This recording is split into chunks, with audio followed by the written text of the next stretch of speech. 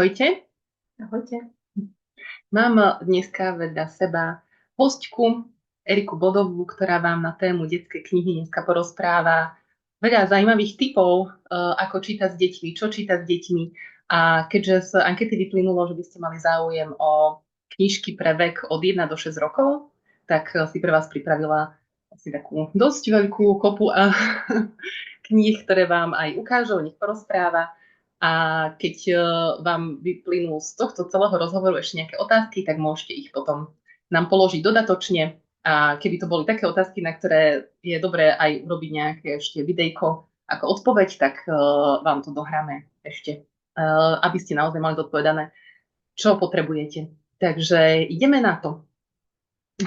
Takže teda sa najprv predstavím. Čiže vlastním detský antikvariát Prevádzka Moravce 8 rokov a popri tom pracujem v Magnuse ako detský ambasador a knihkupec.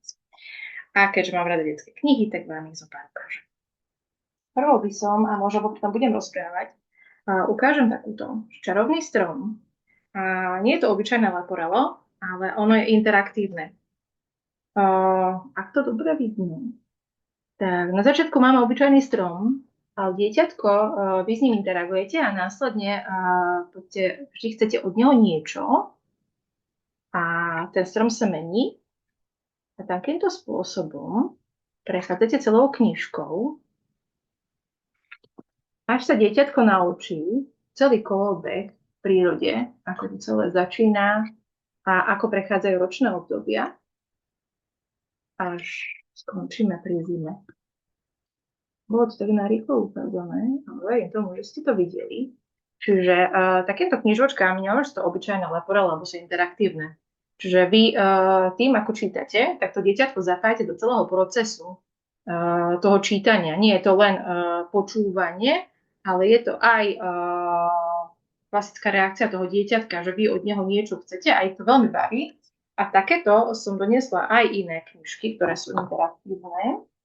Napríklad čistenie zúbkov, čo je taká téma, čiže aj výchovná, že máme ju aj ako situačnú knižku, kde taktiež vlastne tá prvá časť je nejaký príbeh a následne potom chcete od dieťatka napríklad na tejto stránke hľadáte tigra, pretože ten má problém, ktorý z toho vyplynie, že má strašne špinavé zuby. A dieťatko vlastne buď pohľadká tigra, treba zapnúť na bubon, aby privolal kamošov, aby si pomohli. A opäť, ak je to dieťatko ešte neposedné, pretože to vieme, že deti sú, tak stačí, aby ste prechádzali príbehom, že niekto sa schoval, niekomu sa niečo deje, čítate iba tú vrchnú časť a následne to dieťatko môžete zapájať do celého procesu. Máme to odskúšané, deti to veľmi baví a určite ich aktívne počúvať a počúvať s porozumením, čo je hlavné pri takýchto knižkách, aby aj to, čo vy vlastne čítate, aby aj reálne to dieťatko vnímalo. A ešte z takejto kôpky máme aj táto séria. V tejto série je strašne veľa kníh o psíkovi, o mačičke, potom Pritúľ si ma, tam je tučniačik. Myslím, že vevečka hľada oriešok. No je ich teda viac. Čiže keď chcete, tak potom, ak sa vám zapáčia, tak viete opäť akože si prikúpiť a dieťatkom takýmto spôsobom interagovať. Tu hľadáme psíčka, hádžem potom loptičku, myslím, že paličku. Čiže takýmto spôsobom detičky sa učia naozaj vnímať ten celý príbeh. Nie je to len, že potom vám utekajú, lebo sa im nechce, ale vedia, že vy od neho budete niečo očakávať. A tieto knižky ho oveľa viac bavia.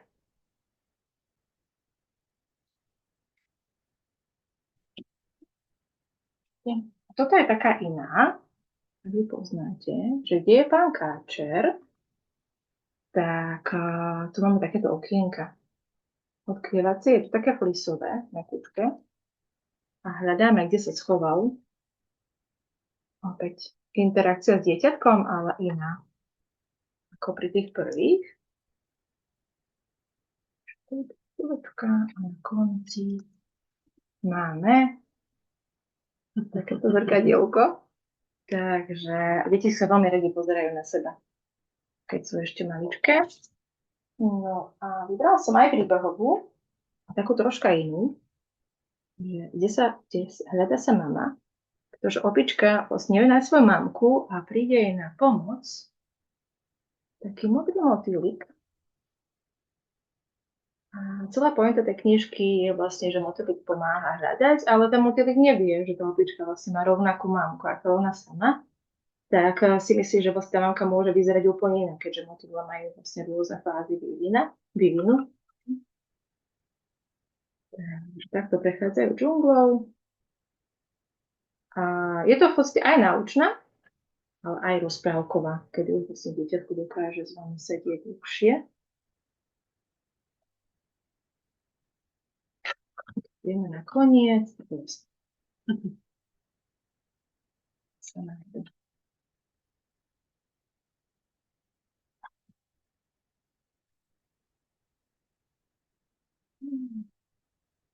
A dnes som vám ešte ukázať sériu Milipédie, čo asi možno poznáte. Oni sú takto rozdelené. Sú naozaj že na rôzne témy.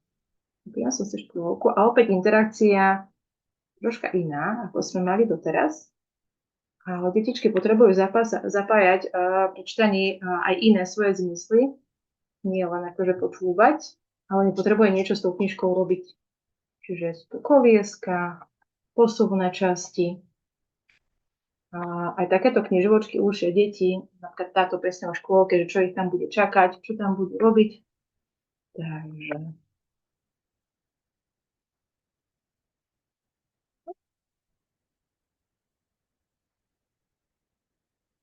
Aj zo skúsenosti s tými Milipédiou, tak sa to páčilo veľmi aj dcere, aj synovi. A ešte dodnes, aj keď už má 4 roky, tak si to spolu prejdeme tú knižku a potom, keď mu poviem, že no a vymenuj a povedz, čo tu je, tak už to hovoria takým spôsobom, no však ako jasne, čo tam je. Ale hej, učí sa pomenovávať všetky tie vlastne bežné veci podľa toho, že na akú tému to je. No. Čiže napríklad školku som aj nepoznala, ale máme my také, že tvary, potom máme les, máme lúku a takéto ďalšie témy, ktoré sú a veľmi sú pekné. Aj deň a noc, nie? Áno, deň a noc, alebo aj učenie emócií, aj emočné sú, vlastne potom sú aj na zmysly, čiže hmat, čuch, sluch, zrak, prípadne už učenie farieb. A teraz je vlastne nová séria týchto Milipédií taká, že sú aj zvukové, čiže aj pohybové a ešte k tomu vlastne aj zvukové, takže naozaj veľmi obľúbená séria. Detičky milujú tú interakciu s tými knižkami a aj takýmto spôsobom dokáže to dieťatko zapojiť a aby viac ostalo v tej knižke, pretože vieme, že sú ešte neposedné, oni nedokážu koncentrovať tak ako my, taký dlhý čas, že preto potrebujeme naozaj ich zapojiť do toho, že tam vlastne vedie niečo iné robiť. A vôbec nevadí, keď to dieťatko má tú knižku naopak. Proste nechať dieťatku objavovať tú knihu. On si potom uvedomí, že ju má naopak, ale netreba, ako nie je dobré, ak dieťatko vždy upozorňuje na to, že tú knižku máš naopak. Proste stačí, že si ju obľúbuje, že ju má rád, že aj keď ju pozerá dole hlavou, pre neho je to v tom momente tá vec, ktorá ho zaujíma. Čiže možno aj opačne ju vieme pozerať a niečo ho tam zaujíma. Čiže netreba, lebo potom tie dieťatka takýmto spôsobom získavajú taký ten zlý návyk knihám, že mamka mi utáča, že ono aj v tom rannom detstve to vzniká, takáto interakcia, že niečo negatívne sa tam objavilo a môžu potom akoby tie knihy dávať nabok, lebo vždy niekto pri tom upozorňuje, že niečo nerobia správne. Čiže kľudne malé deti, oni ešte nevedia, že keď sa že nečítajú, oni si pozerajú tie obrázky, niečo ich zaujíma, niečo farebné, kľudne aj dole hlavou, aj opačne, aj akokoľvek. A potom si obľúbia tie knihy. No a teraz máme také väčšie, rozmýšľam, že ktorou začnem, ale asi takúto. Keďže máme väčšie detičky, ktoré dokážu naozaj že viac sa zapozerať a hľadať, tak táto je Rok v lese. A táto knižka, tu je tak strašne veľa vecí, už to úplne vidno, ale máte popísané každé zvieratko, ktoré sa v tej knižke nachádza. Nejaká malá informácia o ňom. A knižka je rozdelená na 12 mesiacov. Je to ten istý príbeh, ten istý les, ale z iných pohľadov. To znamená, z pohľadu zvierat, ako sa mení, čo oni robia počas tých mesiacov, ako sa príroda mení, ako prichádza jar, topí sa teda sneh a podobne. A tieto knižky sú super na hľadanie, ale aj na tvorbu slovnej zásoby. Čo znamená, že vy si sadnete a vidíte, nie je tam žiaden text. A presne o tom to je, že vy dokážete tým s dieťatkom interagovať a začať úplne jednoduchými hľadacími večka, tie lištička, až následne si viete vytvárať vlastné príbehy na týchto knihách a sledovať naozaj ich priebeh celou tou knihou. A všetky tieto fázy. A je to veľmi farebné. Aspoň teda ja mám veľmi rada túto sériu. A hlavne túto jednu. A aj z tejto série nájdete rôzne. Myslím, že rok v škôlke, alebo na zámku, alebo na trhovisku, v dedine a podobne. Takže ak sa vám zapáči jedna, tak viete si potom vlastne sledovať ostatné. Potom už, táto sa dneska Andrejkovi veľmi páčila. A je to vlastne veľká kniha pre veselé nezmysly, pre malých rozprávačov. A naozaj ona je strašne vtipná, lebo sú tu také nezmysly, ale dokáže to veľmi rozprávať dieťatko. Neviem, či Vidno, to ja ukazujem. Hej. Takže ak máte doma vtipálku, tak je to ideálna kniha, lebo vás bude iba zase, a toto je tam, a toto je nesprávne, a toto, a toto. Takže ako vidíte, tak je to vylieza spod tehiel, alebo sa šmíka na schodoch. Ak potrebujeme v deťoch toto rozprávanie nejakým spôsobom aktivovať, tak takéto obrázkové knihy sú ideálne, lebo same začnú, lebo vám budú chcieť povedať, Presne tak, čo tam bolo to vidieť aj na Andrejkovi, že kedykoľvek, keď aj my sme sa dve rozprávali, tak ona do toho vstupovala s tým, že ako tam môže toto mať tak a ako toto. Takže hej, že všímal si presne tie také veci, čo mu tam nesedeli. To je prasiak, ktoré má zástočku. Hej, aj toto si všímal presne. A opäť séria, z ktorej nájdete viacero kníh. Ono je o koníkoch, o dopravných prostriedkoch. No veľmi veľa. Takže opäť ideálna séria. Ak poznáte Potulky, tie som nepriniesla, ale myslím, že Potulky Jarovie tie sú také obľúbené. Ale toto je naozaj také iné, hravé a veselé. A ešte takú inú hravu. Táto už je skôr možno pre väčšie, že by som bodala až okolo 3-4, ale zabavia sa pri tom inak aj dospeláci. Máme to opäť odskúšané. Je to zámok Kucapacky, je ešte aj zámok teda Hrad Svinčíkovo, ale je to strašná trma-vrma. Vidíte? Je tam strašne veľa vecí, ale táto je hľadacia k tomu, že tuto na vlku, a je to rozdelené podľa kategórie, že toto sú najväčšie obrázky, ktoré hľadáte, a takto sa stupňuje menšie, až úplne malinké. Ale opäť, viete si pri tom vytvárať aj príbehy, a pritom tam vlastne hľadáte, deti to dokáže zabaviť na hodinu, musím povedať. Áno, a v škôlkach to má veľký úspech. Tieto hľadacie knižky, keď už som mala chlapčeka, ktorý povedal, že je potrebné tam popratať, lebo to má strašne neporiadok. A že prečo tam majú taký neporiadok? Už to bol taký malý filozof. A keď si niečo nevedeli nájsť, tak akože na zadnej strane je nápoveda, že teda sú tam označené veci, ak by si sa trápilo, lebo tie malinké, ktoré sú tu úplne na spodku, tak sú veľmi ťažké niektoré nájsť. A opäť naozaj ideálne na rozhodovanie, s čím má väčšina detí v menšom veku problém. Takže takéto knižky sú hravé, nemajú pocit, že sa učia a pritom sa zabávajú. Takže ja akože som naozaj zastancom toho, aby tie detičky sa učili zábavnou formou. Tedy sa to vôbec neuvedomujú, zabavia sa a vy zistíte, že vlastne to bolo super, lebo kopec slov vlastne pochytili a ešte ich to aj bavilo. A toto je taká, to som dostala Amerikovi, ale myslím si, že aj to by sa mohla, ak máte doma deti, ktoré milujú dopravné prostriedky a milujú hasičov, policajtov a všetky tieto, tak tu zase nájdete na každej dvojstránke je nejaké auto a všetko, čo sa týka hasičov, teda vidíte, čo všetko potrebujú v práci a opäť sú tam veci, ktoré sme nevedela, že sú a že potrebujú.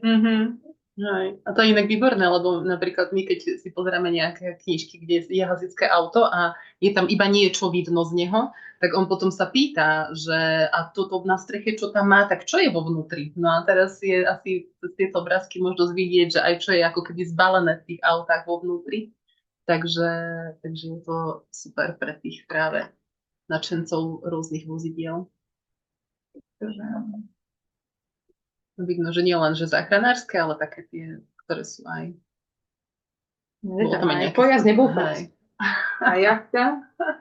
A toto je čo? Toto je opravár dokonca. Zavolajte, hej. Čiže Zlaté ručičky. hodinový opravár. Takže ak máte doma nadšencov dopravných prostriedkov, ktorí všetko potrebujú skúmať, tak je plný ideál. Všetky tieto knižky, čo sa vám ukazovali, tak sú leporelka, takže nemusíte sa báť, že to dieťatko vlastne to nejako poničí. Čiže opäť určené naozaj pre menšie deti, ktoré ešte nevedia úplne narábať s tými knižkami. Má to tvrdé strany, že také... Áno. Ešte aj zahnuté, aby si neublížili. Áno. No. Takže toto by bolo také ideálne pre rozčítanie, rozprávanie, naozaj menej textu, veľa obrázkov, interakcia rodič s dieťaťom hlavne. Akože dieťatko si to vie pozrieť aj samé, ale ak potrebuje naozaj, aby sa rozprával, tak je fajn, aby dostával impulzy od rodiča. Aby spolu sedeli, aby si rozprávali, čo sa tam deje. Lebo dieťatko si bude pozerať, ale aby nasal tak špongiu akože informácií, tak potrebuje rodiča. Alebo niekoho teda, s kým bude komunikovať v takých knihách. Takže v podstate aj z toho, čo si ukazovala, boli tam aj také na štýl tých okienkových knižiek. A hej, okienkové knižky sú povedzme dosť obľúbené u detí, že vlastne objavia, čo je pod okienkom. Áno, tie som veľmi nedoniesla, akože sú aj na slova, aj na všetko, ešte také tie malinké okienka, ktoré si utvárame, ale to už sú. Však prípadne môžeme ešte nejaké doniesť z našich zásob na ukážku, keď náhodou, lebo máme aj okienkové a to ma zaujala tá, ktorá bola s tým flisom. Čo sa týka ekohľadiska, tak je lepšie, keď je jednotný materiál, ale ale čo sa týka zase toho, že dieťatko to tak akože neohne asi, nie? Že tým pádom sa to ani neroztrhne a že je to také prispôsobivejšie. Je to hráve. Ak si všimnete, farby sú veľmi výrazné. Lebo napríklad detičky, kontrastné leporelko som nedonesla, lebo tie sú určené do 1 roka. Ale pointou je, že kontrastné leporelka sú čierno-biele. Veľmi veľa rodičov ich odsudzuje, že alebo hlavne starých rodičov, že ja nechcem pre malé bábätko čierno-biele leporelka. Ale pritom my vieme, že deti do pol roka v podstate nevidia poriadne. Oni vidia rozmazanie. A oni potrebujú fixovať ten svoj pohľad na niečo, čo naozaj robí ten kontrast. Preto sú čierno-biele. Prípadne, ak už je tam doplnená farba, tak sú to základné farby. Čiže žltá, modrá, červená, zelená, všetky takéto a výrazné, aby tam bol opäť ten kontrast. A aj toto leporelo je vlastne z tých ešte kontrastnejších, čiže pre tie menšie deti, lebo je tam naozaj, že ťahá. Ak si všimneme ten rozdiel medzi inými knižkami, tak tu vidíte tie výrazné farby, aby to dieťatko ešte vedelo vlastne si tak zafixovať. Ale naozaj... Takže odlišiť jedno od druhého. Áno. Lebo naozaj do 1 roka v podstate ešte vy si fixujú ten zrak tie detičky. Preto ja vždy odporúčame tie kontrastné, keď nie každý vie, že prečo to tak je. Ale to je to vysvetlenie. A strašne radi sa pozerajú na teba. Takže... Toto sú také pre menšie, by som povedala, že možno aj do 3 rokov kľudne. Dneska sa boli už v škôlke medzi 4-5 a bavili ich aj tieto, akože zuby sme čistili asi 6-krát. Ich strašne bavilo, aby si klopkať a vytlačať pastu, takže to bolo super. Ale ak už máte deti, ktoré vydržia naozaj dlhšie, tak potom odporúčam obrázkové knižky, čo bude vlastne druhou takou našou klopkou, ktorú som si prichystala. A rozmýšľam, že to začnem, ale začnem touto chutnosťou, že Jednorožec z mora. A príbeh sa odohráva v mori, kedy takýto malý jednorožec sa tam narodí a vyrastá medzi narvalmi. Aj keď vedia, že on nie je úplne ako on, ale vychovajú ho, ak si všimnete, tak ho má rukavníky, má bublinu na hlave, aby s ním mohol fungovať. Aj keď zisťuje, že možno niekde inde žijú aj tvory, ktoré sú ako on. A teraz zomýšľa, že kam patrí. Že prichádza na to, že či chce byť vlastne s tými narvalmi, alebo čo bude žiť vlastne s jednorožcami. A keďže má rada jeden aj druhý svet, tak nakoniec skončí takýmto spôsobom, že vlastne sú spolu, aj jedni, aj druhý. A veľmi sa mi páčia v týchto knižkách, tých obrázkových, ono vždy majú taký ten podtext, že možno deti to úplne nevidia, my v spoleci tam nájdeme také ponaučenia. Akože každý sme iný, ale pritom to vôbec nevadí. A je potrebné si nejakým spôsobom pomáhať. Alebo tak. Čiže mám rada, keď tie knižky sú o niečom, preto som vám donesla aj takéto škatulka. To je veľmi čitateľná autorka. Ak budete vidieť do knižky, tak budete vidieť, že to ona má takúto hravú, kreslnú formu knihy. Vyzerá to kreslené farbičkou. A raz v lese jeden deň nájdu zvieratka škatulku. A ja som, že sú zvedavé, kto by nebol. Ale netlačia na to zvieratka, ktoré tam vo vnútri žije, pretože nechce ísť von, ono sa bojí. Takže chodia, počúvajú zvieratko, rozprávajú sa s ním, až nakoniec jeden deň začne pršať. A čo sa stane so škatulkou? Rozmlčí sa. Áno. Ale vtedy už je to zvieratko pripravené, lebo vedelo, že tam okolo neho sú kamaráti, len sa potrebovalo čas na to, aby vlastne vypuklo. A nepoviem, ktoré to bolo zvieratko, aj keď to mňa to bolo jasné. Čiže opäť taká téma, že vlastne každý potrebuje svoju chvíľku na to, aby sa ukázal a aby mohol byť sám sebou. Takže, a od nej máme ešte jednu, keď už som začala ňou. Je sice vianočná, ale musela som tu jednu nevykladať. Je to bez z týchto Vianoc najnovšia. A je to rozkošné. Je to o myšičke, ktorá sa ponáhľa s mamkou poslať list. Ale popri tom ona vlastne stretne rôznych medvedia, stretne pani medvedicu a postaví sa, aby ju uňala miesto. Potom stretne cyklistu, ktorý strátil balíček, ale úplne si to oddáša, lebo vidí, že tam niekto akože mrzne. A vždy mamka ju popohňava, že poď, lebo nestihneme na tú poštu poslať ten list, a tak sa aj stane, že tá pošta vlastne bude zatvorená. Tak vlastne rozmýšľa nad tým, že či vôbec dostane akože ona darček, keďže vlastne nestihla tú poštu. Ale pointou je to, že ona vlastne pomáhala celý čas pomocníkom Santovým. A úplne, že najkrajšie na tom je to, že myšička si želala mačiatku. Takže ako aby myšička si želala mačiatku, to je najväčšia rozkošnosť tej knižke. A tu dostala takúto pohľadnicu od všetkých, ktorým ona vlastne pomohla. Ono to je takéto zahraje na srdci. Takže toto bola moja obľúbená tohto vianočná knižka. A presne ona napísala aj tú škatulku. Hej, veľmi pekná ilustrácia. Taká príjemná. Áno, také ťa vtiahnu do toho deja. A toto je ďalšia rozkošnosť. Je to vytrvalej korytnačka Karle. Ona možno vyzerá tak temnejšie, ako by taká tmavá. No, neviem, či to vidno cez obrazovku, ale strašne vtiahne to deti do deja. A je to o vytrvalosti. To je v tom názve. Že táto korytnačka dostane pozvánku na narodeniny a všetci odhovárajú, ale však ty tam nedojde, že to ty nestihneš. Ale napriek tomu, ako všetci odrádzajú, tak ona sa vyberie a putuje, až dôjde na narodeniny, ale teda dôjde na iné narodeniny, tak o 100 rokov neskôr.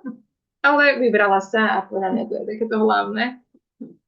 Takže toto je veľa vytrvalá korytnačka. Zabavila som tých narodenín, aj pogratulovala. Určite áno. A keď si všimnete, tak presne tieto sú knižky, je tam menej textu.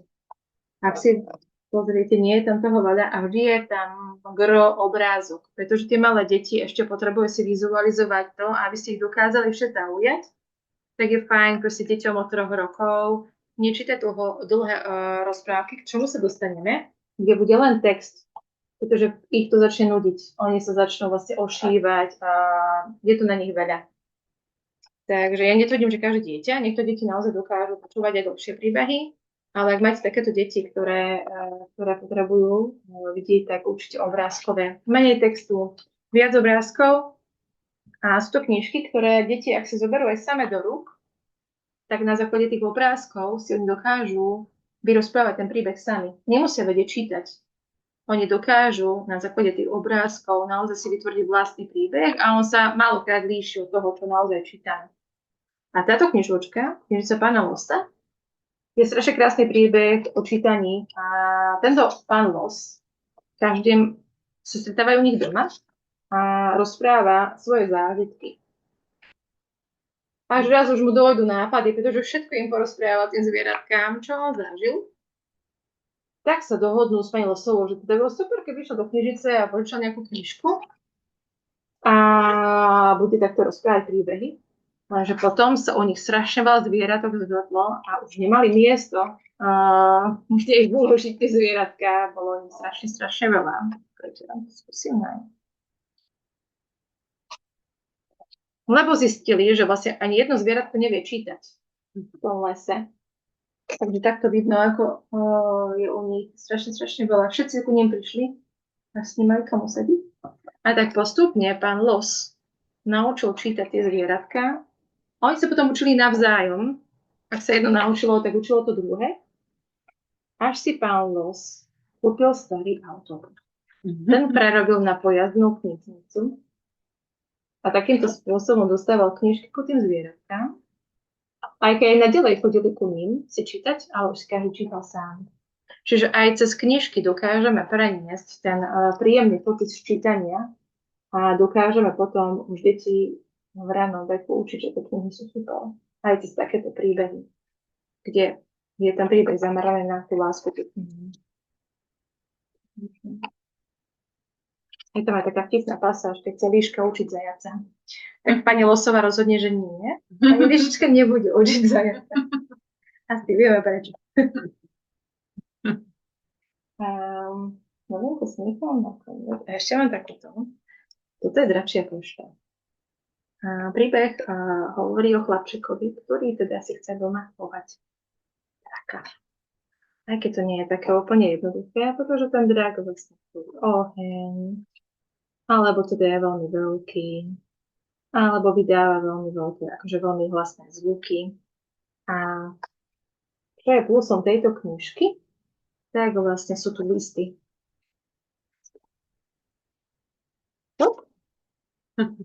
Čiže opäť ten chlapček, keďže napríklad tu drakovi ponúkol na jedenie chlebík s džemom, ktorý on má rád, ale drakovi to veľmi nechutí, tak sa rozhodne napísať list tuto v tomto prípade mestiarovi, že čo by mal dávať papa takému drakovi, tak mu pomôže.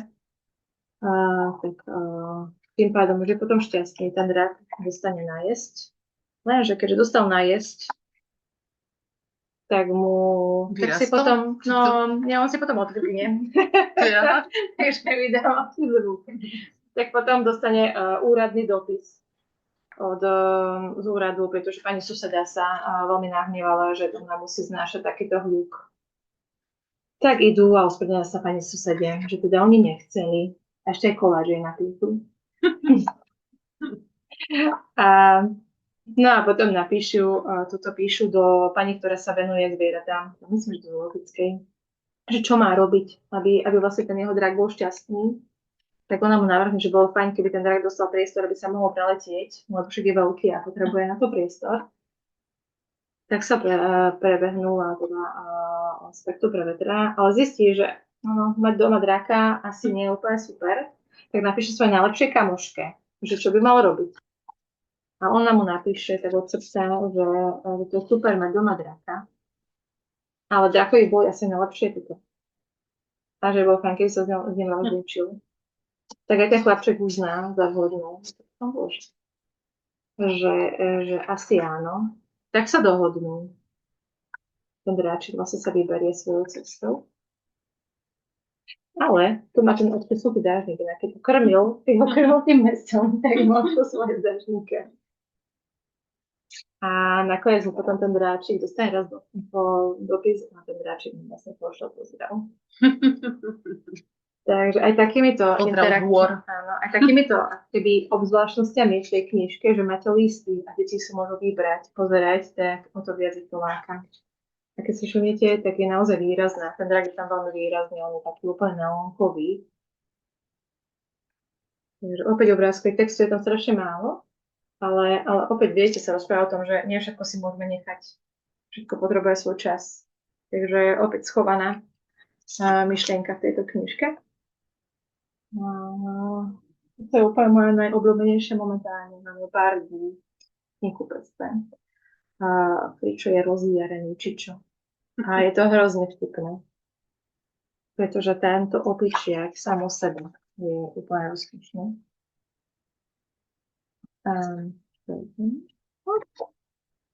On sa ráno zobudí a je strašne veselý, rozjarený a úplne, že všetci sú z neho, že čo sa deje, prečo. A že mu povie gorila, že asi má jarnú horúčku a on nechápe, on sa zľakne, že čo to je a že potrebuje nájsť nejaký liek.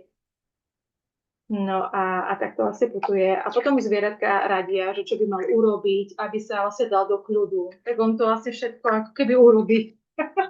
Ale aj tak nie je kľudný. Sa furt ním šije. A že vôbec sa tak necíti dobre. Takže vlastne potom zozídia a zistia, že čo by mal robiť. Tak potom zistia, že aha, že keď je jar, tak by mohol robiť toto. A je to super na interakciu, že čo vlastne robíme na jar. Zbierame kvety. A deti vedeli úplne super odpovedať, máme to odskúšané, že maľovať vajíčka, sadiť a takto. Takže opäť parádna interakcia, či tu si už vlastne menujú, že čo by mohli robiť. A až nakoniec proste to dopadne tak, že všetci sa ku nemu pridajú a všetky veci robia spoločne. A je to už skutočné. Že mať jarnú horúčku je vlastne. No, tak jarná horúčka vyzerá byť lepšie ako jarná únava. Áno, takže budeme si brať príklad, ak budeme unavení z nášho príča. A na konci ešte táto knižka hovorí, že potom je v knižke je schovaných 25 vajíčok, takže môžete si potom hľadať v knihe. Takže opäť taký bonus pre tie deti, že keď si začítajú príbeh, tak ešte vlastne k tomu niečo dostanú. A opäť edícia, ktorá má viac kníh, je aj Friča je mrzutý. A tam opäť vlastne on sa zobudí s tým, že on nevie, čo s sebou. A tak je. A na každej nevrlí a tak prechádza tými zvieratkami a opäť zvieratka mu radia, že čo by mal robiť, ale nič mu z toho nepomáha. Až nakoniec si príde sadne a povie, že však vlastne byť mrzutý niekedy je fajn. Že nemusíme byť, že nie každý máme dobrú náladu a máme niekedy kedy presne, že sa dobre necítime. Takže aj tieto knižky, my v Martinuse máme takú podkategóriu, že sú to situačné knižky. A sú to knihy, ktoré presne pojednávajú o nejakom probléme, ktorý potrebujem vlastne s deťkami riešiť. Niekedy je to hnev, niekedy je to vlastne pláč a takto. A vlastne k týmto témam už sú špeciálne knižky, ktoré dokážu cez príbeh preniesť tú emóciu aj tým deťom a dokážeme s nimi pracovať. Čiže aj táto je vlastne presne o tom, ale táto je z tej veselších, že sme rozjaraní a sme vtipní. A mám ešte jednu takúto, ktorá musím povedať, že nie je vábna. Ten obal je taký staromodný, nepekný, podľa mňa dičový, ale vo vnútri skrýva strašne krásne klenoty. A to sú rozprávky od Sutejeva. A každá jedna, ktorá v nej je, má aj poučný charakter, ale taký jemný. Ako naozaj, moja obľúbená je Pod hríbikom, rozprávka. A pojedná o tom, že jedno zvieratko sa schová pod hríbik a začne pršať, ale aj ostatné sa chcú schovať.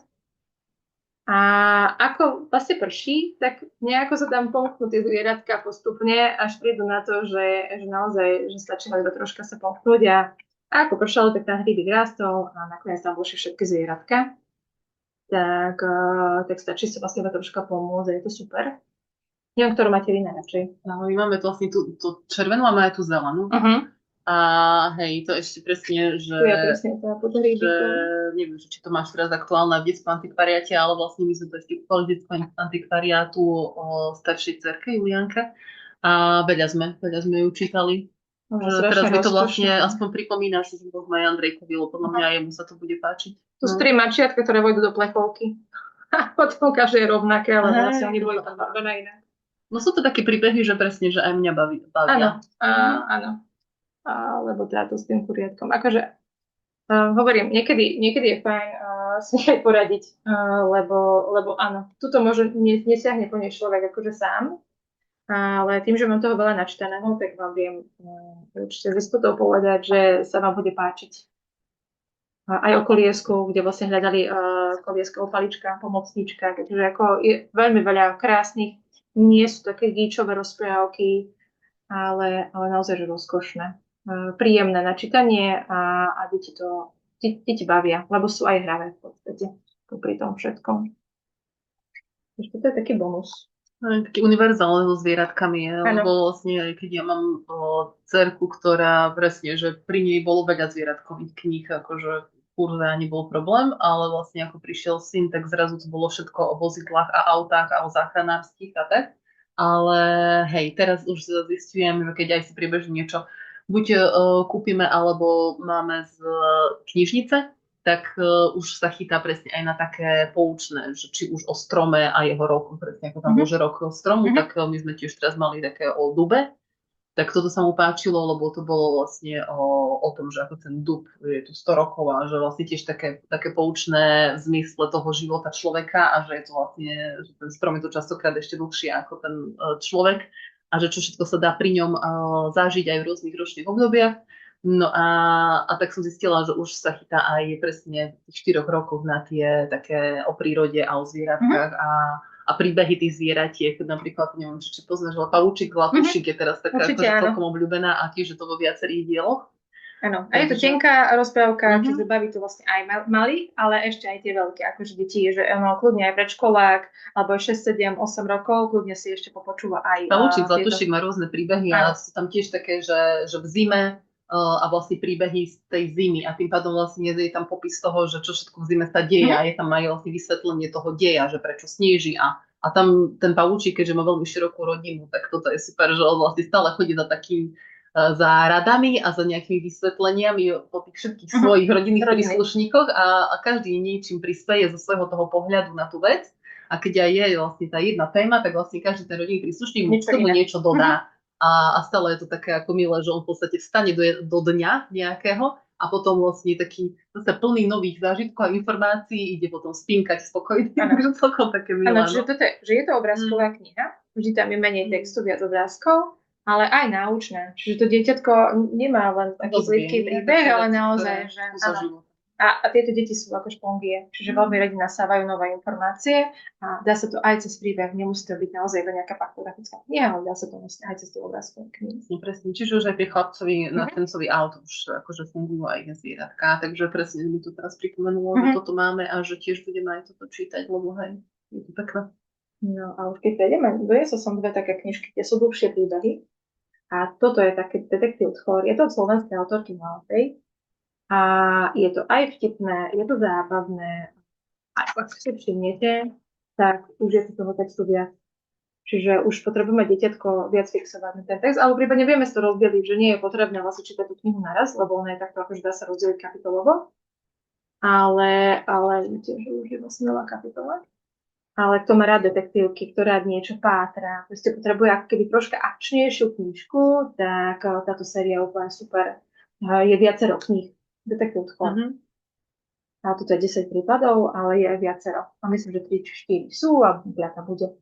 Takže už dlhšie príbehy, ale naozaj už také akčnejšie, že keď má rád niekto naozaj pátranie, tak nemusí siahať po nejakých tých, že slavná peťka alebo nejaké takéto, ale kľudne už sú detektívky aj pre malé deti. A napríklad tú slavnú peťku by si akože na aký vek odporúčila, lebo presne, že sa stane, že nejaká sada kníh sa ku mne dostane a potom neviem, že kedy to akoby ponúknuť tomu dieťaťu, keď vlastne je to už viac menej kniha, ktorá je iba textová. No je to naozaj individuálne podľa detí, čo dokážu, lebo sú deti, ktoré obľúbujú vždy ešte obrázkové, už môžu mať 6, ale sú deti, ktoré už sú vyspelejšie a majú radi dlhšie príbehy hlbavé.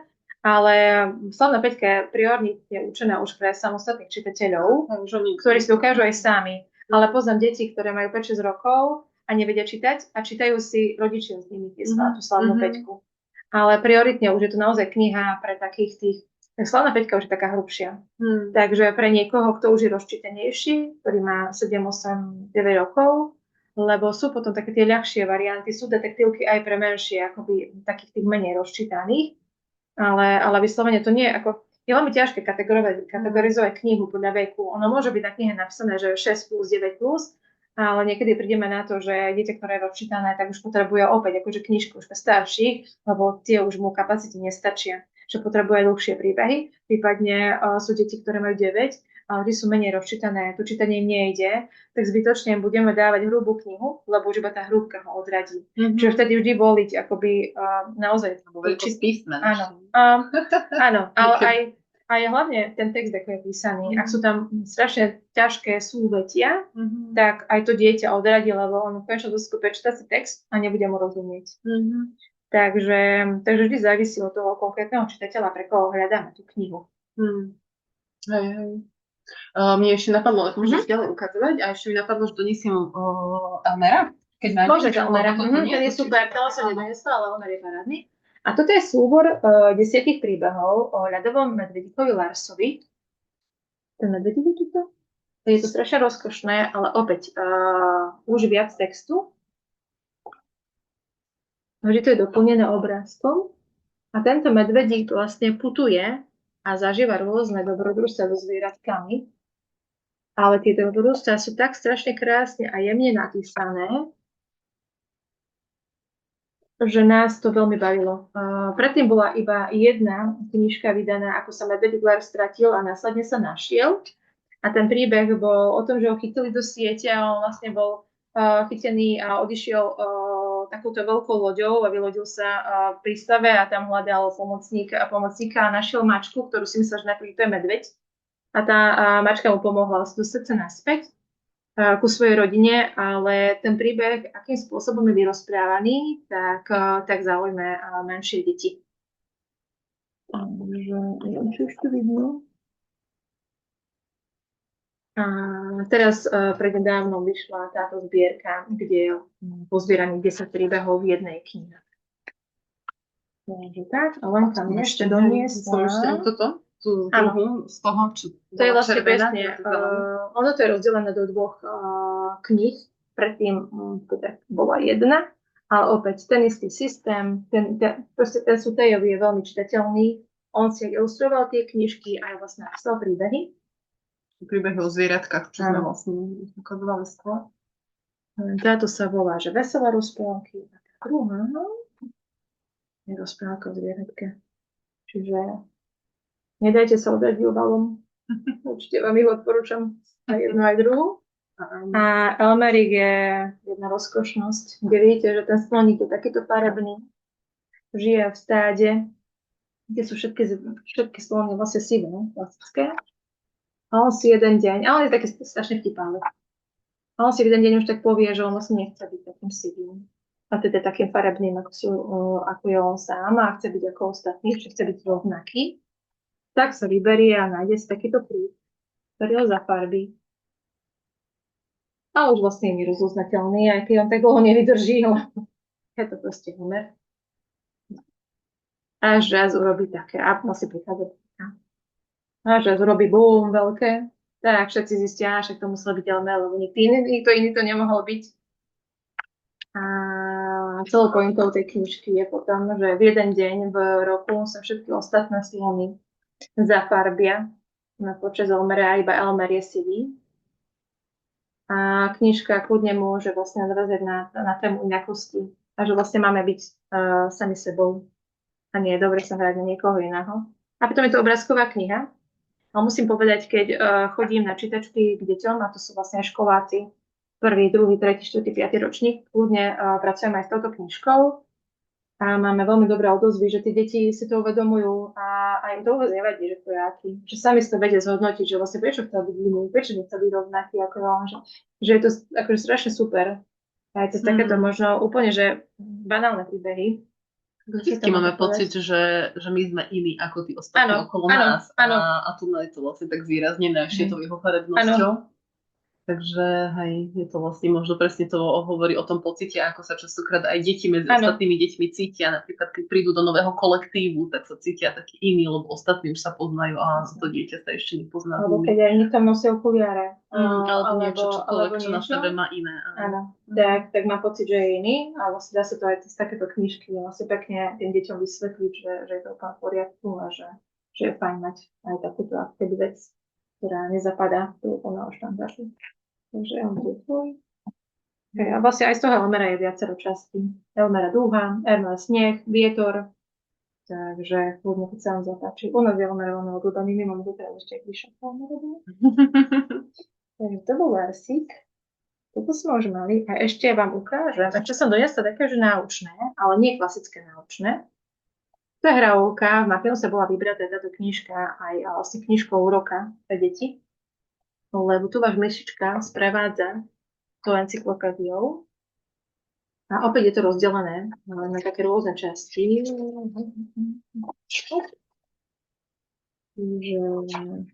Máme myšičku, ktorá žije na svojej more. A následne máme sú tam rôzne texty a ukazuje nám, ako sa mení príroda, čo všetko môžu vlastne tie deti vidieť, aký je špinavá voda, čo sa deje, aké zvieratka tam žijú. Čiže už mám myšinku dole a presne aké zvieratka. Takže je to encyklopédia, ale nie je taká klasická. Čiže opäť obrázková. Prírodovedec. Áno, presne tak, ale pre malé deti. Takže keď máme doma malého vedca, ktorý potrebuje niečo skúmať, tak vieme aj takýmto spôsobom, že nemusíme kúpovať nejaké veľká encyklopédia, ale sú už aj naučné knižky a takéto menšie deti. Čiže opäť rybníček, myšičku tam máme hore. Tiež pekné obrázky to má. Takže toto je hravovka, je to encyklopédia za zrakov prírody, ale naozaj je pre menšie deti. Máme takýto, že najlepší kamoši. A opäť nie je to klasická encyklopédia, ale je to encyklopédia o tom, ako zvieratá v prírode spolupracujú. Či už o tom vedia, alebo niekedy aj spôsobom, kedy jeden pomáha a on o tom nevie. Takže ak máte doma niekoho, kto ľúbi zvieratá a chce on vedieť možno nejaké iné fakty, ktoré sa väčšinou v encyklopédiách nachádzajú, tak toto je taká ideálna knižka. Je hravá, je vtipná, nie je tam veľa textu, čiže dokáže fungovať aj ako knižka na prečítanie, ale aj knižka, ktorá dokáže rozčítať malého čitateľa, ktorý chodí do prvého, druhého ročníka, lebo je zábavná. A to deti ľúbia, že aj fakty, aj zábava, aj informácie v jednom. Napríklad ste vedeli, že si tarantula chová.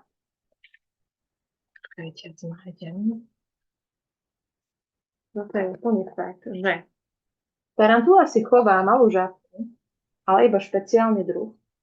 A tým pádom je pomáha, pretože tá žabka nedopustí, aby nejaký mrávec alebo malý chrobačik sa dostal do vajíčkam tarantuly. A teda tá tarantula tá žabka je chránená tarantulou, že vlastne má ochrancu a zase tá žabka dokáže pojesť zvieratá, ktoré by ublížili z tarantule. Čiže to je taká symbióza, že si pomáhajú navzájom. Čiže opäť, akože najlepší kamoš v prírode. Napríklad tento kajman, možno ste ho videli v prírode, že má na očiach, je obsypaný motýlmi.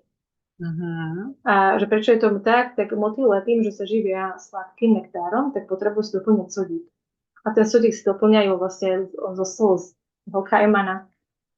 Takže nevieme ešte teda veci nezistili, že prečo vlastne tomu kajmanovi, ako pomáhajú tie motýle kajmanovi, ale deti nám povedali, že možno veľmi, veľmi veľa plače, a aby tie slzy teda mu netiekli potokom, tak to je to. Ale takéto fakty teda nájdete v takejto knižke, že ako si pomáhajú zvieratá navzájom, že sú si obidvaja nápomocní, potom buď keď jeden sa prižuje na tom druhom, čiže parazitizmus, alebo keď jeden vlastne niečo robí a tomu druhému to pomáha. Napríklad taký bobor, tým, že stavia vlastne hrádze, tak on oddeluje vlastne vodu a takto pomáha aj žabkám klásť vajíčka a pritom ten bobor o tom nevie. Takže naozaj 3 druhy symbiózy, alebo teda jeden je parazitizmus. A je to naozaj, je to strašne vtipné, je to faktografické, ale nie je to klasická encyklopédia. A z tejto série je aj taká knižka, že Stop nezmyslom o zvieratkách a opäť hravou formou, čo sa hovorí o zvieratách, nie je to pravda. Ale toto je novinka, tak sa na chcela ukázať. A to mi teraz napadá, keď hovoríš, že sú nejaké novinky, tak tým, že ty máš aj detský antikvariát, tak ty tam máš zase aj takých pokladov nejakých aj starších a nejaké možno z nášho detstva, čo vlastne stále môže byť kurz aj pre dnešné deti. Určite áno, ale sú hľadané. Takže niektoré knihy, ktoré nemajú reedície, lebo vydavateľstvo sa rozhodne, že už ich nevydá z nejakého dôvodu, tak bez takéto poklady potom hľadám do svojho antikvariátu, aby som mohla vlastne ešte ďalej šíriť aj tieto knihy. Že nie, akože aj tie nové sú super, ale vždy sa nájdú aj také poklady, ktoré už potom je veľmi ťažké zohnať. Takže zase o to sa pokúšam v rámci antikvariátu ponúkať aj tento druh kníh, ktoré možno sme čítali my ako rodičia, alebo nám boli čítané a cez tento pocit, ktorý sa v nás zanechal, tak chceme ten pocit dať ďalej svojim deťom. Tak áno, častokrát mám potom dopyty po knihách, ktoré si rodičia pamätajú zo svojho detstva. Takže máte niekoľko možností a teraz typov, takže keď ešte niečo náhodou vám vyvstalo ako otázka, či by ste sa chceli Eriky dopýtať a možno, že nejaké odporúčanie, tak pokojne potom napíšte komentár a môžeme takto byť v kontakte. Takže ďakujem veľmi pekne za vyčerpávajúce. Máš ešte niečo? Ešte mám. Čože? To je ešte taká úplne, že... Pokračujeme ďalej ešte. Ešte jedna kvótka nám to ostala, ale to už je taká pre deti, ktoré možno už idú aj do školy a chcú sa učiť prvé písmenka, alebo už naozaj, že sú také vlastne, áno, pardon, to som si nevedomila, že som vlastne takýto vek zabudli. Predškolácky. Áno, a táto je taká veľmi obľúbená séria. Ak si všimnite, je to ilustrátor Machol, ktorý je veľmi obľúbený na Slovensku. Možno budete pamätať si nejakú knižku, že o Gerde, o veľrybe a podobne. Ale toto je taká séria, že hádanky z abecedy. Takže ak máte doma niekoho, kto veľmi rád sa učí písmenka, tak dá sa to aj takouto hravou formou, kde máte vlastne hádanku a na každé jedno písmenko. Takže môžete deti vlastne podporiť v tom učení aj takouto hravou formou. A z tejto sú aj básničky z abecedy, hádanky, písmenka z abecedy, takže naozaj, že veľká škála. A dnes som len túto jednu. Ale kľudne sa s ňou môžete zabaviť, lebo je naozaj vtipná a veľmi rozkošná aj tými ilustráciami. A ako som vravela, na každé jedno písmenko nájdete takúto básničku. A ešte opäť knižka, ktorá je ideálna aj na prvé, akože aj na predčítanie deťom vo veku od 3+, prípadne už aj na samostatné čítanie, ako sa učí čítať, a to je z dôvodu, že sú tam veľmi krátke vety. Nie sú tam žiadne nejaké dlhé súvetia.